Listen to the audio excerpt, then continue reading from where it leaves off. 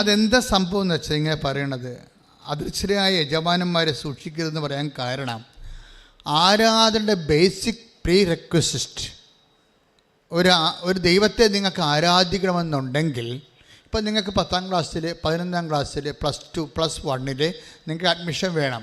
അതിൻ്റെ basic pre റെക്വസിസ്റ്റ് എന്താണ്? 10ാം class മര്യാദക്ക് പാസ്സായിരിക്കണമെന്നല്ലേ? ഇല്ലേ? അത് തന്നെയാണ് നിങ്ങൾക്ക് ആരാധിക്കണമെന്നുണ്ടെങ്കിൽ യജമാനന്മാരെ നിങ്ങൾ പുറത്താക്കേണ്ടി വരും. എന്താണ്? അടിമകൾക്ക് ആരാധനയില്ല, ഉറപ്പല്ലേ? നിങ്ങളിപ്പോൾ ഓരോ ആൾക്കാരുടെയും ഇങ്ങനെ ഭീഷണി പുറത്ത് അവരുടെ ഉപജാപത്തിൽ അവരെ ഇപ്പോൾ ചിലർ പറയത്തില്ല, ചിലർ പള്ളി വിടത്തില്ല, ചില ആൾക്കാർ പ്രാർത്ഥിക്കാൻ അനുവദിക്കത്തില്ല, ചില ആൾക്കാർ കുടുംബ പ്രാർത്ഥന അംഗീകരിക്കത്തില്ല. ഇങ്ങനെയുള്ള യജമാനന്മാരുടെ അടിമകൾക്ക് ഒരിക്കലും ആരാധനയ്ക്ക് അവകാശമില്ല. അടിമകൾക്ക് ആരാധനയ്ക്ക് അവകാശമില്ലെന്ന് പറയുന്ന ഒരേ ഒരു പുസ്തകമാണിത്. മോസസ് എന്തുകൊണ്ടാണ് ഫറവോയോട് പറയണത്? എൻ്റെ ജനത്തെ വിട്ടുതരാൻ ദൈവം ആഗ്രഹിക്കുന്നു. നീ എൻ്റെ ജനത്തെ അടിമകളാക്കി വെച്ചിരിക്കുകയാണ്. അവരെ സ്വതന്ത്രരാക്കാൻ ദൈവം ആഗ്രഹിക്കുന്നു. എന്തിനാണ്? മരുഭൂമിയിൽ എന്നെ വന്ന് ആരാധിക്കാൻ. സ്തുതിക്കട്ടെ, ഹല്ലേലൂയ. Take the word of God. സ്തുതിക്കട്ടെ, ഹല്ലേലൂയ, ഹല്ലേലൂയ, ഹല്ലേലൂയ, ഹല്ലേലൂയ, ഹല്ലേലൂയ. യേശുവേ നന്ദി, ഹല്ലേലൂയ, ആരാധന, ഹല്ലേലൂയ, ഹല്ലേലൂയ, ഹല്ലേലൂയ. പുറപ്പാട് 7:16 വായിച്ചോളൂ. നീ അവനോട് പറയണം. Word of God.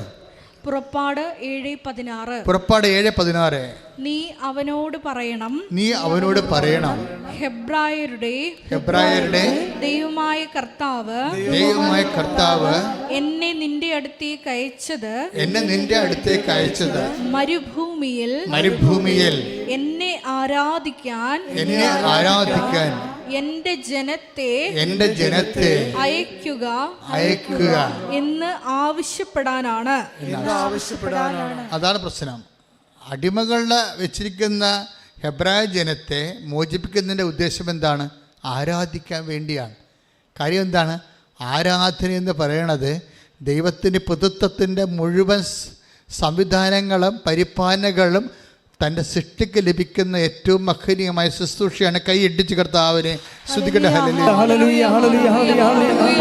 യേശുവേ നന്ദി, ഹല്ലേലൂയ, ഹല്ലേലൂയ, ഹല്ലേലൂയ, ഹല്ലേലൂയ. യേശുവേ നന്ദി, ഹല്ലേലൂയ, ഹല്ലേലൂയ. അഭിഷേകം ചെയ്യണമേ. ഹല്ലേലൂയ, ഹല്ലേലൂയ. ആരാധന, യേശുവേ ആരാധന, ആരാധന, ആരാധന, യേശുവേ ആരാധന. എല്ലാവരും ഒന്ന് എഴുന്നേറ്റ് നിന്നേ സ്തുതിക്കട്ടെ. എല്ലാവരും എഴുന്നേറ്റ് നിന്നേ സ്തുതിക്കട്ടെ. ഹല്ലേലൂയ, ഹല്ലേലൂയ, ഹല്ലേലൂയ, യേശുവേ നന്ദി, യേശുവേ സ്തുതി.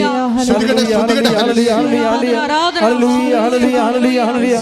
യേശുവേ ആരാധന, ആരാധന, ആരാധന. ഹല്ലേലൂയ, ഹല്ലേലൂയ. ഹല്ലേലൂയ, ഹല്ലേലൂയ, ഹല്ലേലൂയ. യേശുവേ നന്ദി, യേശുവേ സ്തുതി. ഹല്ലേലൂയ, ഹല്ലേലൂയ, ഹല്ലേലൂയ. ഈ ആലയത്തിലായിരിക്കുന്ന എല്ലാ മക്കളെയും കർത്താവിനോട് ചേർത്ത് സമർപ്പിച്ച് പ്രാർത്ഥിക്കുന്നു. ഹല്ലേലൂയ, ഹല്ലേലൂയ, ഹല്ലേലൂയ, ഹല്ലേലൂയ, ഹല്ലേലൂയ. ഞങ്ങളെ ഓർമ്മിക്കുന്നു. ഹല്ലേലൂയ, ഹല്ലേലൂയ, ഹല്ലേലൂയ, ഹല്ലേലൂയ. ഉയർത്തി സ്തുതിക്കാം. യേശുവേ സ്തുതി. ഹല്ലേലൂയ, ഹല്ലേലൂയ, ഹല്ലേലൂയ.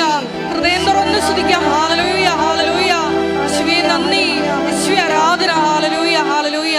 മഹത്വം, മഹത്വം. ഹല്ലേലൂയ, ഹല്ലേലൂയ, ഹല്ലേലൂയ, ഹല്ലേലൂയ. യേശുവേ സ്തുതി. ഹല്ലേലൂയ, ഹല്ലേലൂയ, ഹല്ലേലൂയ. കരങ്ങളടിച്ച് സന്തോഷത്തോടെ പാടാം.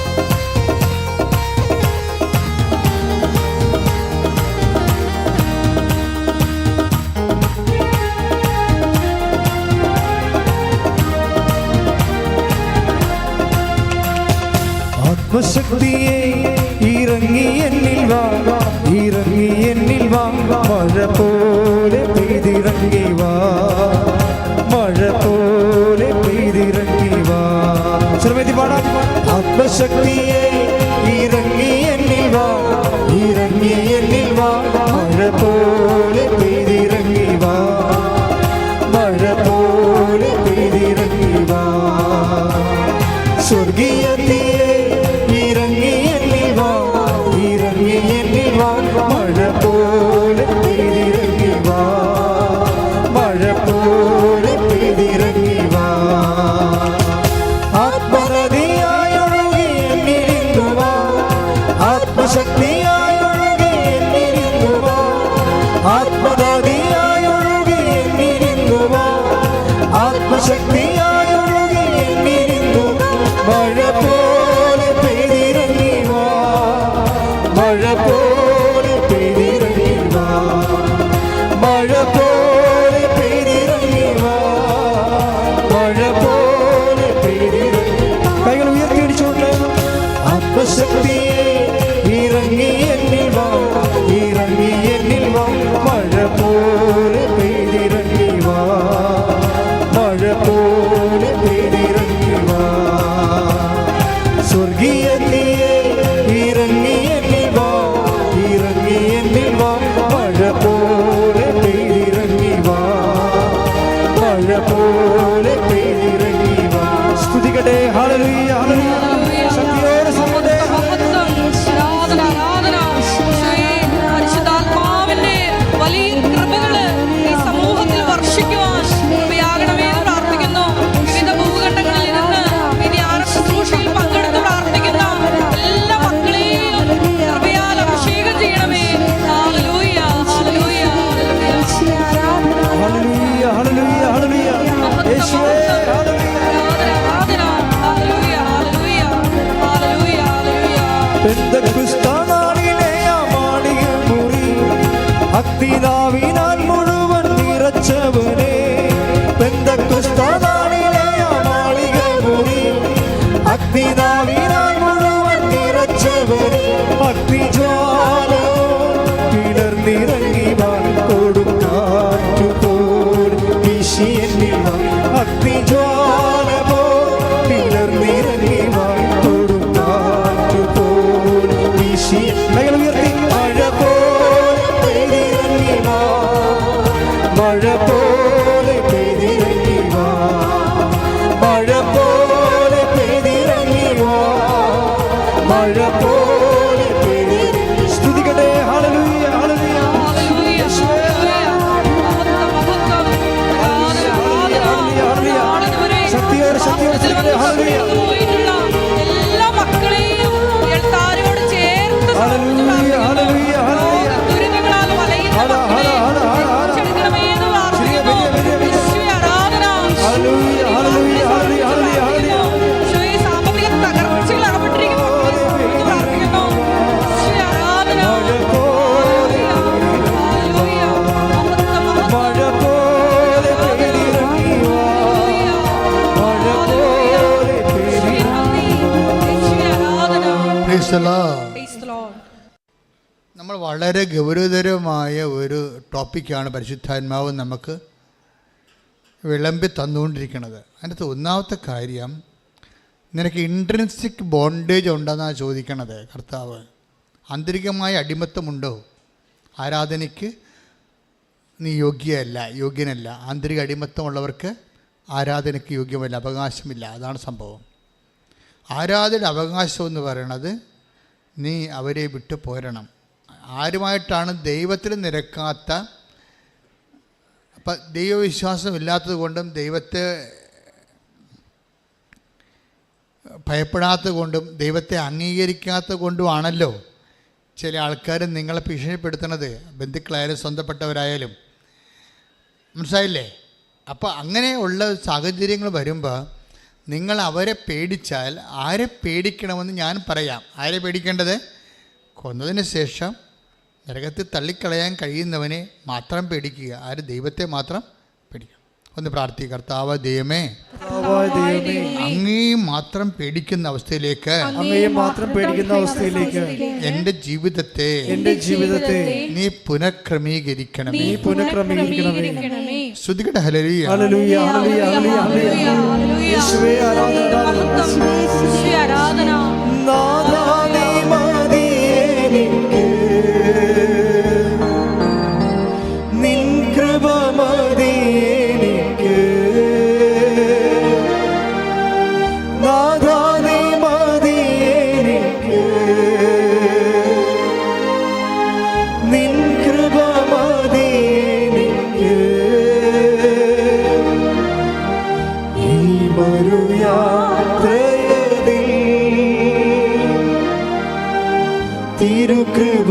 മതി എനിക്ക്.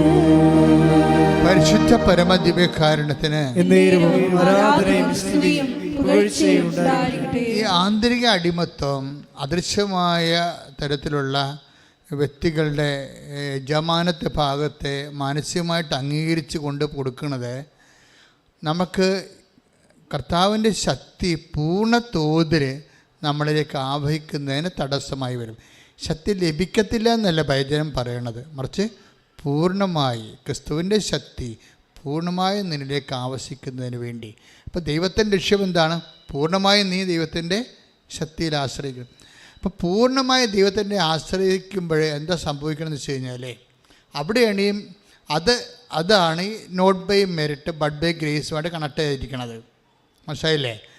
കാര്യം ദൈവത്തിന് വേണമെങ്കിൽ devoid of any relation any merit നിന്നെ ലിഫ്റ്റ് ചെയ്യാൻ പറ്റും.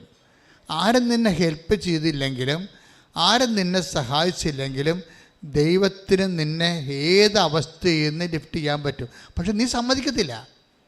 നീ എന്താ പറയണത്? നീ കുറേ ആൾക്കാരെ നീ കെട്ടിവരഞ്ഞ് പിടിച്ച് നിൽക്കുകയാണ്. അവരെന്നെ സഹായിക്കും, അവരെന്നെ കൊണ്ടുപോകാമെന്ന് പറഞ്ഞിട്ടുണ്ട്, അവർക്ക് വിസ തരാമെന്ന് പറഞ്ഞിട്ടുണ്ട്, എനിക്കവിടെ ഇംഗ്ലണ്ടിൽ അവരെനിക്ക് സ്ഥലം തരാമെന്ന് പറഞ്ഞിട്ടുണ്ട്, കിടക്കാൻ വേണ്ടിയുള്ള സ്ഥലം ഒരുക്കിയിട്ടുണ്ട്. ഇങ്ങനെ ഓരോ കാര്യം പറഞ്ഞ് ദൈവത്തേക്കാൾ പ്രാധാന്യം നീ ഓരോ ആൾക്കാർക്ക് കൊടുക്കും. എന്നിട്ട് കുറച്ച് കഴിയുമ്പോൾ അവർ നിന്നെ ഇട്ടച്ചും പോകുമ്പോൾ നീ ഇരുന്ന് മോങ്ങുകയും ചെയ്യും. നീ നിൻ്റെ കരച്ചിൽ നിൻ്റെ സൃഷ്ടിയാണ്. നിൻ്റെ കരച്ചിൽ നീ ആവശ്യമില്ലാത്ത ഇപ്പോൾ ഇറ്റ്സ് ഒരാൾ ദൈവം തിരുമനസ്സാകണമെങ്കിൽ വചനത്തിൻ്റെ നിലപാട് എന്താണ്? നാളെ ഞങ്ങൾ പട്ടണത്തിൽ പോകും, ഇന്ന വ്യാപാരം നടത്തും, ലാഭം ഉണ്ടാക്കും എന്ന് നിങ്ങൾ പറയരുത്. എന്താ പറയണ്ട? Yakob take the word of God. ശ്രദ്ധിക്കട്ടെ. ഹല്ലേലൂയ ഹല്ലേലൂയ ഹല്ലേലൂയ ഹല്ലേലൂയ. യേശുവേ നന്ദി, യേശുവേ സ്തുതി. ഹല്ലേലൂയ ഹല്ലേലൂയ ഹല്ലേലൂയ ഹല്ലേലൂയ. ആരാധന ആരാധന ആരാധന ആരാധന. യേശുവേ നന്ദി, യേശുവേ സ്തുതി. ഹല്ലേലൂയ ഹല്ലേലൂയ ഹല്ലേലൂയ ഹല്ലേലൂയ ഹല്ലേലൂയ ഹല്ലേലൂയ. യേശുവേ നന്ദി. ആരാധന ആരാധന ആരാധന ആരാധന ആരാധന ആരാധന ആരാധന ആരാധന ആരാധന ആരാധന. വായിക്കുക, വായിച്ചോളൂ. യാക്കോബ് 4:13 വരെയുള്ള തിരുവചനങ്ങൾ. യാക്കോബ് 4:13. ഇന്നോ നാളെയോ പറഞ്ഞ ഇന്നോ നാളെയോ ഞങ്ങൾ ഇന്ന പട്ടണത്തിൽ പോയി അവിടെ ഒരു വർഷം താമസിച്ച് വ്യാപാരം ചെയ്ത് ലാഭമുണ്ടാക്കുമെന്ന് പ്രഖ്യാപിക്കുന്ന നിങ്ങളോട് ഒന്ന് പറയട്ടെ. നാളത്തെ നിങ്ങളുടെ ജീവിതം എങ്ങനെയുള്ളതായിരിക്കും എന്ന് നിങ്ങൾക്കറിഞ്ഞുകൂടാ. അല്പനേരത്തേക്ക് പ്രത്യക്ഷപ്പെടുകയും അതിനുശേഷം അപ്രത്യക്ഷമാവുകയും ചെയ്യുന്ന മൂടൽ മഞ്ഞാണ് നിങ്ങൾ ഇങ്ങനെയാണ് പറയേണ്ടത്. ഇതാണ് അണ്ടർലൈൻ ചെയ്യേണ്ടത്. നിങ്ങൾ ഇങ്ങനെയാണ് പറയേണ്ടത്. എങ്ങനെയാണ്? കർത്താവ് മനസ്സാകുന്നെങ്കിൽ ഞങ്ങൾ ജീവിക്കുകയും യഥായുക്തം പ്രവർത്തിക്കുകയും ചെയ്യും. ഇവിടെയാണ് പ്രശ്നം. ഇതാണ് എൻ്റെ താക്കോലെന്ന് പറയണത്. നിങ്ങൾക്ക് ഓഫർ തരാം. ഓരോ ഓഫർ എന്ന് പറയുന്ന സംഭവമില്ലേ, ഓഫർ. ഈ ഓഫറിൻ്റെ കാണാക്കയത്തിലാണ് പലരെയും കെട്ടിയിട്ടിരിക്കുന്നത് പിശാച്. ഈ ഓഫറിൻ്റെ കാണാത്ത കയറിലാണ് പല ആൾക്കാരെയും പിശാച് കെട്ടിയിട്ടിരിക്കണത്. അപ്പോൾ അവരിങ്ങനെ ഓഫർ തരുമ്പോൾ ഇപ്പോൾ നിങ്ങൾക്ക് വീട് സ്ഥലമാകാം, അല്ലെങ്കിൽ അവരുടെ കൂടെ ഇംഗ്ലണ്ടിൽ അവരുടെ കൂടെ താമസിക്കാൻ പറ്റുമെന്ന് പറയണതാകാം. നിങ്ങൾക്കൊരു ഓഫർ തരികയാണ്. അപ്പോൾ പിന്നെ നിങ്ങൾ അവരുടെ മുമ്പിൽ ഒച്ചാനിച്ച് നിൽക്കുക. പറഞ്ഞേ മനസ്സിലായി? നീ അടിമയായി തീർന്നു, അവിടെ നിൻ്റെ തീർന്നു.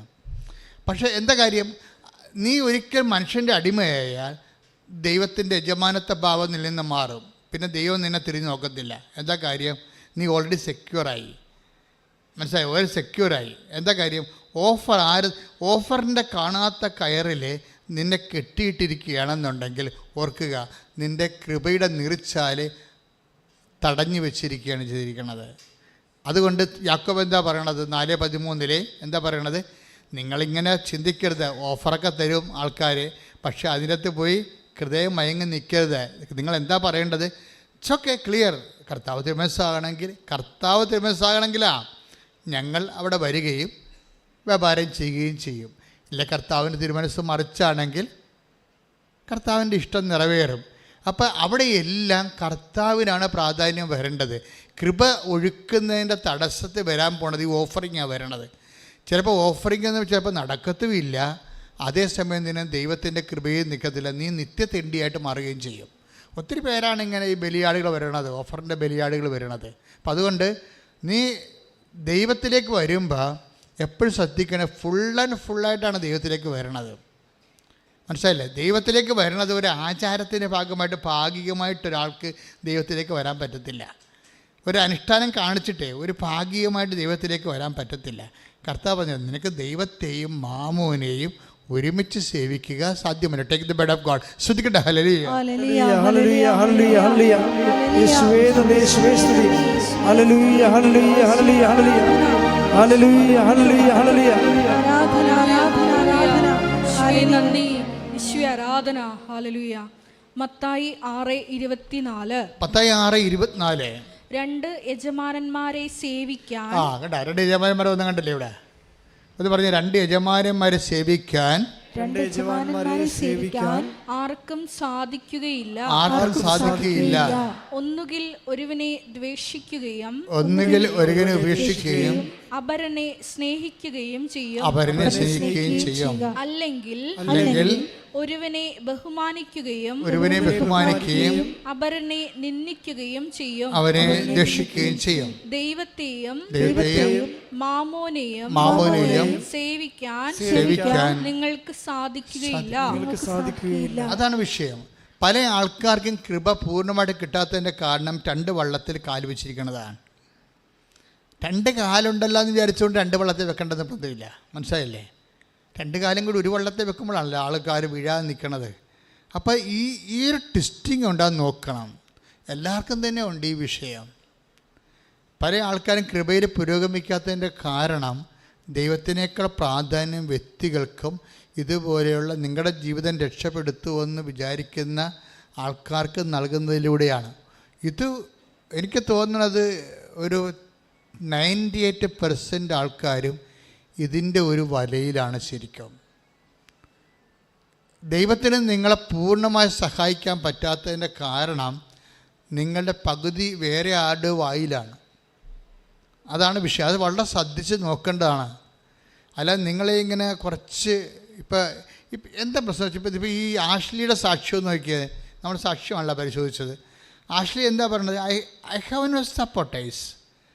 എനിക്കിവിടെ വരാൻ പോലും അറിയത്തില്ല. ഞാനൊരു പെൺകൊച്ച്, അവൾ കൊച്ചാണേ, അത്രയും വലിയ ഒന്നുമില്ല. അവൾ ഒരു BC കാര്യത്തിലാണ്. പക്ഷേ നീലഗിരിയിൽ നിന്ന് വരണം, ബോർഡറിലാണ് താമസിക്കുന്നത്. അവിടുന്ന് ഇവിടെ വന്ന് ഉടമ്പടി എടുക്കണം. പക്ഷേ ഉടമ്പടി എടുക്കും മാതാവിൻ്റെ കാര്യം കേട്ടപ്പോൾ തന്നെ എൻ്റെ മനസ്സിൽ വല്ലാത്തൊരു തോന്നൽ വന്ന് അമ്മയെല്ലാം ശരിയാക്കുമെന്ന്. അതാണ് ദൈവവിളിയെന്ന് പറയണത്. നിനക്കുള്ള ഊണ് അമ്മ ഇവിടെ റെഡിയാക്കി വെച്ചിട്ടുണ്ട്.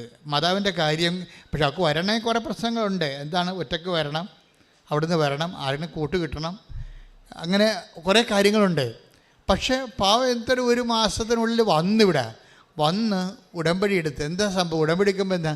അവൾക്ക് OIT എഴുതണം, വിദേശത്ത് പോയി ജോലി ചെയ്യണം. അതാണ് അവിടെ പ്രശ്നം. അതിന് അവൾക്ക് ഡീമെറിറ്റ്സ് കുറേ ഉണ്ട്. എല്ലാം മലയാളം മീഡിയമാണ്. അത് കാരണം ഒരു മൊഡ്യൂൾസിൻ്റെ കയറാൻ രക്ഷയില്ല. സ്പീക്കിംഗ് കിട്ടത്തില്ല, അതുപോലെ തന്നെ റൈറ്റിംഗ് കിട്ടത്തില്ല, പിന്നെ ഹിയറിങ് ഒക്കെ എല്ലാം പോകും, റീഡിങ്ങും ഒക്കെ പോകും. അപ്പോൾ എങ്കിലും അമ്മ എന്നെ സഹായിക്കും. അതാണ് അവളുടെ വിഷയം. അവളത് മനസ്സിൽ പറയുന്നുണ്ട്, അമ്മ എന്നെ സഹായിക്കുമെന്ന് എൻ്റെ മനസ്സ് പറയുന്നുണ്ട്. കാര്യം ഞാൻ കുഞ്ഞുനാൾ മുതൽ അമ്മയെന്നും പറഞ്ഞ് നടക്കുന്ന ഒരാളാണ്. യാക്കോബീസ് ആണെങ്കിലും എൻ്റെ മനസ്സിൽ ഞാൻ എപ്പോഴും പ്രാർത്ഥിക്കണം, എപ്പോഴും അമ്മയോടാണ് കൂടുതൽ എൻ്റെ കാര്യങ്ങളൊക്കെ ഞാൻ പറഞ്ഞുകൊണ്ടിരുന്നത്. അപ്പം ഇതെൻ്റെ അമ്മയെ വിളിച്ചതാണെന്ന് വിചാരിച്ചുകൊണ്ട് കക്ഷി ഇവിടെ വന്നു ഉടമ്പടി എടുത്ത് പോകും. ഉടമ്പടി എടുത്ത് പോകുമ്പോൾ നിങ്ങൾ ശ്രദ്ധിക്കണം, അവൾ ഉടനെ അവിടെ ലെവല് എഡ്യൂക്കേഷൻ ലെവൽ അപ്ഗ്രേഡ് ചെയ്യാൻ പറ്റുമോ? ഇല്ലല്ലോ. ബേസിക്സ് എല്ലാം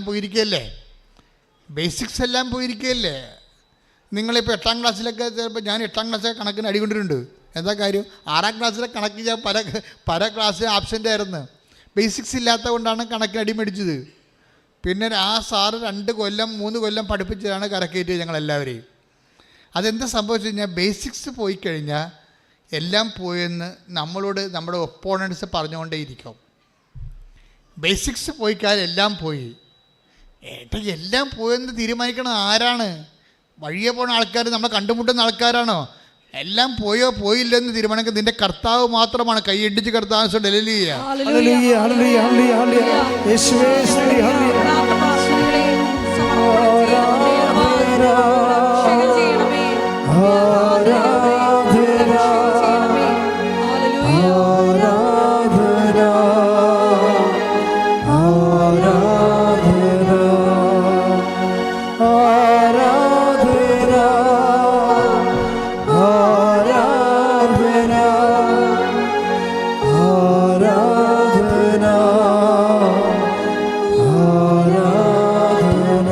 പരിശുദ്ധ പരമ ദിവ്യകാരുണ്യത്തിന്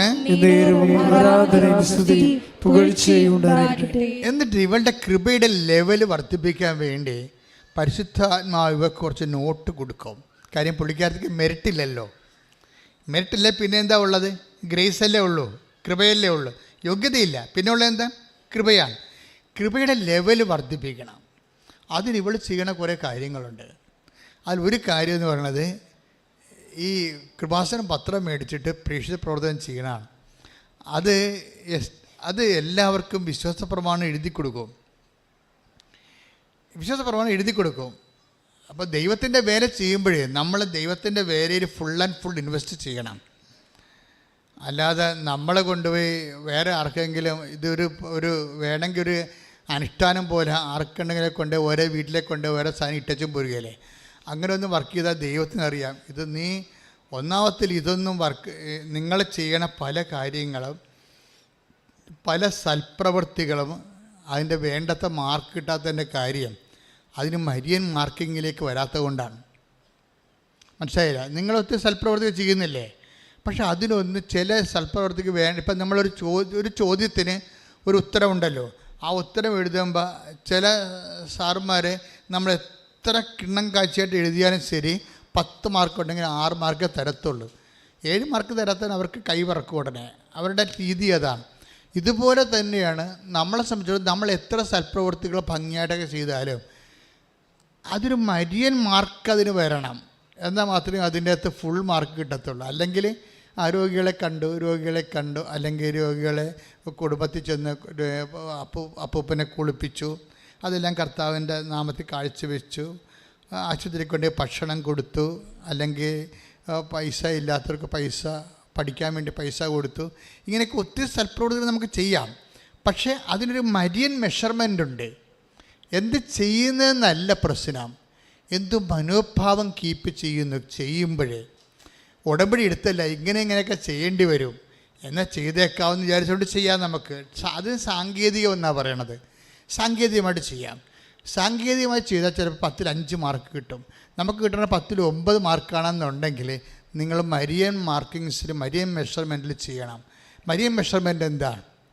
ഒരു സൽപ്രവൃത്തി ഉടമ്പടി വിധിപ്രകാരം ചെയ്യുമ്പോൾ അതിന് ഉപയോഗിക്കേണ്ട മരിയൻ മെഷറാണ് ഉപയോഗിക്കേണ്ടത്.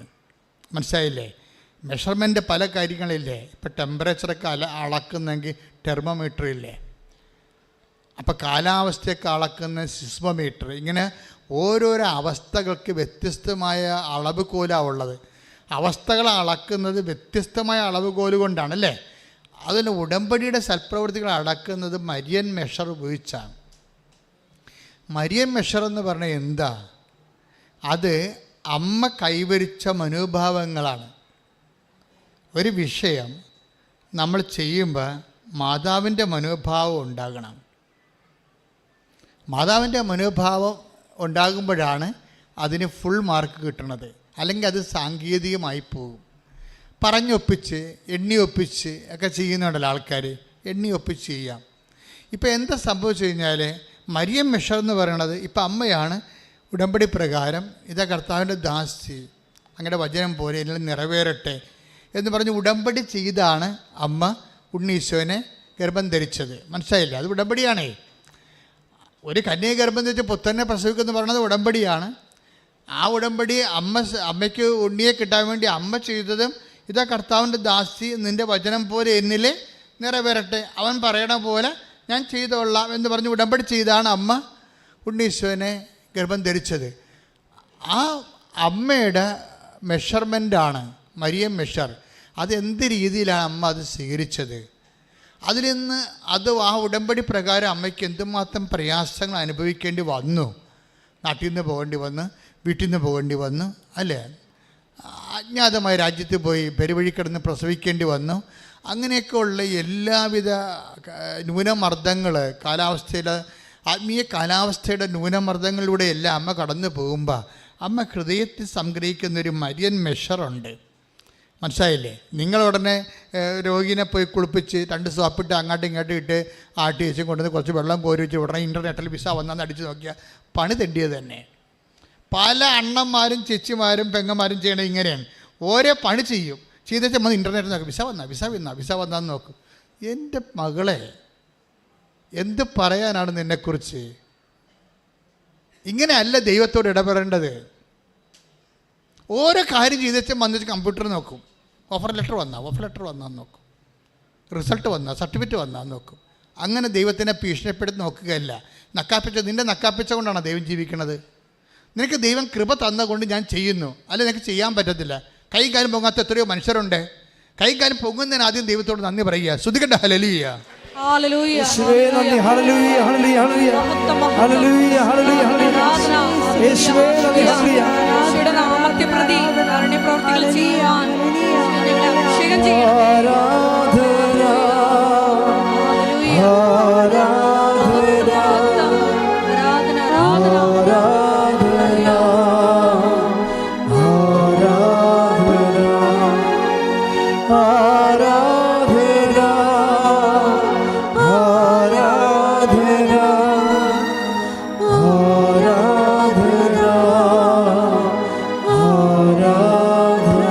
പരിശുദ്ധ പരമദിവ്യകാരുണ്യത്തിന് ആശ്ലി എന്താ ചെയ്യണമെന്നറിയാവോ? ആശ്ലി പിന്നീട് ചെയ്തത് കുറേ നിലഗിരിയിലല്ലേ, കുറേ തമിഴ് പത്രങ്ങൾ വാങ്ങിക്കും. 2ാമത്തെ വരവിന് കുറേ തമിഴ് പത്രങ്ങൾ വാങ്ങിക്കും. തമിഴ് പത്രങ്ങൾ വാങ്ങിച്ചിട്ട് പക്ഷേ തമിഴ് ഇവർക്ക് അറിയത്തില്ല. തമിഴിൽ വിശ്വാസപ്രമാണം ചിലരെ എഴുതണമല്ലോ, അത് ആൾക്കാർക്ക് കൊടുക്കണമല്ലോ, അതാണ് അവൻ്റെ രീതി. അതൊക്കെ അറിയത്തില്ല. ആങ്ങളെ കൊണ്ട് കുത്തിയിരുന്നത് തമിഴ് വിശ്വാസപ്രമാണം എഴുതിക്കും. ഓരോ മനുഷ്യന്മാർ ദൈവത്തിനടുത്ത് അടുക്കണ രീതി പറഞ്ഞു തരികയാണ്. അത് നിങ്ങളീ കാണിച്ചു കൂട്ടിയിരിക്കുന്ന നേർച്ച ഇടൽ പരിപാടിയുമായിട്ട് ഒത്തിരി വ്യത്യാസമുണ്ട്. ഉടമ്പടി നേർച്ച പോലെ ഇടച്ചും പോയി അണ്ണന്മാരില്ലേ, അതുമായിട്ട് ഒത്തിരി വ്യത്യാസമുണ്ട്. അവർ അത് വാങ്ങിച്ചിട്ട് സന്തോഷത്തോടെ പോയി ജോലി ചെയ്യണം. എന്നിട്ട് എന്താ നമ്മുടെ റിസൾട്ട് ദൈവത്തിന് ഏൽപ്പിക്കണം. ദൈവത്തിന് ഇഷ്ടമുള്ളപ്പോൾ ദൈവം ഇഷ്ടമുള്ള പോലെ കൃത്യമായിട്ട് ചെയ്യും. ഞാൻ എൻ്റെ ദൈവത്തെ വിശ്വാസത്തിൽ എടുക്കുന്നു. അല്ലാതെ നീ ഇങ്ങനെ നക്കാപ്പിച്ച ഓരോ കാര്യം ചെയ്തും എൻ്റെ ആനക്കാര്യം ചെയ്തെന്നും പറഞ്ഞ് ഭീഷണിപ്പെടുത്തി ദൈവം എനിക്കത് ചെയ്തതെന്നും ദൈവമായിട്ട് ബാർഗെയിൻ ചെയ്യണ പരിപാടിയല്ല. അങ്ങനെ ബാർഗെയിൻ ചെയ്യണമെങ്കിൽ ഇവർക്ക് ബാർഗെയിൻ ചെയ്യാൻ പറ്റുന്നത്രയും നമുക്ക് ബാർഗെയിൻ ചെയ്യാൻ പറ്റുമോ? അവർ അമലോത്ഭവയാണ്. കുഞ്ഞുനാൾ മുതൽ ദൈവം എന്നും പറഞ്ഞ് 4 വയസ്സ് കഴിഞ്ഞിട്ട് ഏതാണ്ട് പള്ളി തന്നെയാണ് 12ാം വയസ്സ് വരെ താമസിച്ചത്. ഈ വചനം മുഴുവനും കേട്ടത് സാമൂലിൻ്റെ അമ്മ പറഞ്ഞ സങ്കീർത്തനങ്ങളാണ് അവർ സ്വസ്ത്രഗീതമായിട്ട് പറഞ്ഞിരിക്കുന്നത്. അതവർ അന്ന് കാണാൻ പഠിച്ചാണ്. അവിടെ അന്ന് ദേവാലയത്തിൽ താമസിച്ച് 4 വയസ്സ് തൊട്ട് 12 വയസ്സ് വരെ ദേവാലയത്തിൽ അമ്മ താമസിച്ചപ്പോൾ ആ ദേവാലയത്തിൽ വായിച്ചു കേട്ട സങ്കീർത്തനങ്ങളെല്ലാം കാണാപ്പാടമാണ് ആളിനെ. അതാണ് സാമൂലിൻ്റെ അമ്മ പറഞ്ഞിരുന്ന ഗർഭം ധരിച്ച് പറഞ്ഞിരിക്കുന്ന വചനങ്ങൾ തന്നെയാണ് പകുതി മുക്കാലും അമ്മയുടെ സ്വസ്ത്രഗീതത്തിൽ വരുന്നത്. അത്രയും വചനത്തോട് ഫോണ്ടാണ്, വചനത്തിൻ്റെ ദാസിയായിട്ട് ജോലി ചെയ്താണ്. അതാണ് പറയണത്. വചനം കേൾക്കുമ്പോൾ അമ്മ പറയുന്ന വാക്ക് ഇതാ കർത്താവിൻ്റെ ദാസി എന്നാണ്. വചനത്തിൻ്റെ മുമ്പിൽ മകളും മകനുമാകാൻ പറ്റത്തില്ല. നമുക്ക് ദാസനും ദാസിയുമാകാൻ പറ്റത്തുള്ളതെന്ന് ലോകത്തോട് പറയുന്നത് അമ്മയാണ്. കൈയിടിച്ച് കർത്താവ് ഹല്ലേലൂയ.